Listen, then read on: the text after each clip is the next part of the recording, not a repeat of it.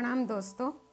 आज महान शासक पृथ्वीराज चौहान, उसकी प्रेमिका सती संयोगिता और जिगरी दोस्त चंद बरदाई की अमर कहानी। एक अनुरोध, कहानी पसंद आए तो चैनल को सब्सक्राइब करना ना भूलें।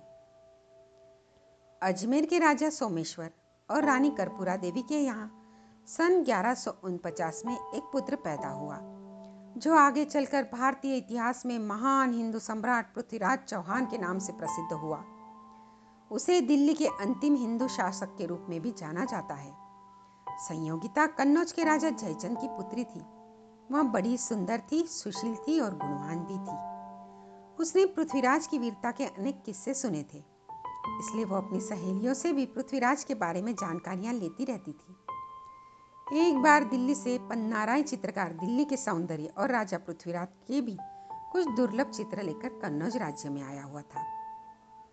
राजकुमारी संयोगिता को जब यह पता चला तो उसने चित्रकार को अपने पास बुलाया और महाराज पृथ्वीराज का चित्र दिखाने का आग्रह किया। पृथ्वीराज का चित्र देखते ही वो मोहित हो गई।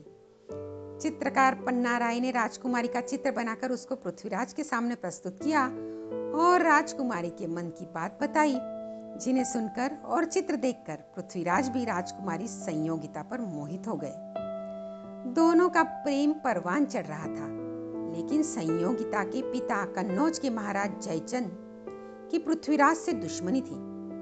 जयचंद ने संयोगिता के स्वयंवर में पृथ्वीराज को नहीं बुलाया, उल्टा उन्हें अपमानित करने के लिए उनका पुतला दरबान के रूप में दरवाजे पर रखवा दिया। लेकिन पृथ्वीराज बेधड़क स्वयंवर में आए और सबके सामने राजकुमारी को राजकुमारी की ही सहमति से अगवा करके ले गए। राजधानी पहुंचकर दोनों ने शादी कर ली।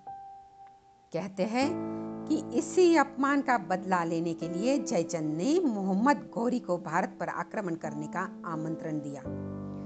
घौरी को 17 बार पृथ्वीराज ने हराया। 18वीं बार घौरी ने पृथ्वीराज को धोखे से बंदी बनाया और अपने देश ले गया। वहां उसने गर्म सलाखों से पृथ्वीराज की आंखें तक फोड़ दी। घौरी ने पृथ्वीराज से अंतिम इच्छा पूछी। पृथ्वीराज के अभिन्न सखा चंद बरदाई ने कहा कि पृथ्वीराज शब्द भेदी बाण छोड़ने में माहिर सुरमा है, इसलिए उन्हें अपनी इस कला के प्रदर्शन की अनुमति दी जाए। घौरी ने मंजूरी दे दी। प्रदर्शन के दौरान घौरी ने जैसे ही अपने मुंह से शाबाश लफ्ज निकाला तो उसी समय चंद बरदाई ने पृथ्वीराज से कहा, 4 बांस 24 गज अंगुल अष्ट प्रमाण, ताव पर है सुल्तान मत चुको रे चौहान। इतना इशारा पाते ही अंधे पृथ्वीराज ने घौरी की आवाज पर शब्द भेदी बाण छोड़ दिया, जिससे घौरी मारा गया। अपनी दुर्गति से बचने के लिए चंद बरदाई और पृथ्वीराज दोनों ने एक दूसरे का वध कर दिया। जब संयोगिता को इस बात की खबर मिली तो उन्होंने भी सती होकर जान दे दी। और इस तरह शूरवीर पृथ्वीराज चौहान, उनके जिगरी दोस्त कवि चंद बरदाई और सती संयोगिता इतिहास में अमर हो गए। पृथ्वीराज चौहान की कहानी सुनने के लिए आपका तहे दिल से शुक्रिया।